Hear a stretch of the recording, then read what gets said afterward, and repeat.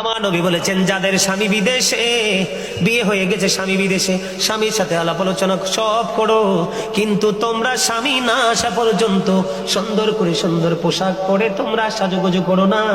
কারণ সাজ শুধু তোমার স্বামীর জন্য। কারণ the wife's paradise under the feet of the husband. স্বামীর পায়ের নিচে স্ত্রীর জান্নাত। বর্তমানে বেশিরভাগ নারীরা স্বামী ছেড়ে দেবরের সাথে বেশি আলাপ আলোচনা আছে না নাই? আমি কিন্তু রেফারেন্স দিচ্ছি না, শুধু হাদিস শরীফের মূল জায়গাটা বলছি। আল্লাহর হাবিবকে যখন দেবর সম্পর্কে প্রশ্ন করা হলো, আমার নবী বললেন, একটা নারী তার দেবরের সাথে দেখা করার চাইতে মৃত্যু তার অনেক বেটার। কারণ আমার আল্লাহ বলেছেন, অকরনা ফি বুয়ুতিকুন্না ওয়ালা তাবাররাজনা তাবাররুজাল জাহিলিয়াতিল উলা। আল্লাহ বলেছেন, নারীদেরকে ওই জাহিলি যুগের মতো তোমরা তোমাদের রূপ অন্য কোনো বেগানা পুরুষকে দেখায়ও না, তোমরা তোমাদের ঘরের মধ্যে অবস্থান করো।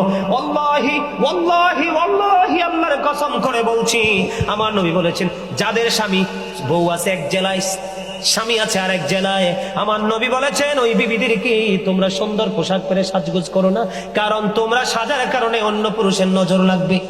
আমার নবী বলেছেন, যাদের স্বামী বিদেশে, বিয়ে হয়ে গেছে, স্বামী বিদেশে, স্বামীর সাথে আলাপ আলোচনা সব করো, কিন্তু তোমরা স্বামী না আসা পর্যন্ত সুন্দর করে সুন্দর পোশাক পরে তোমরা সাজুগুজু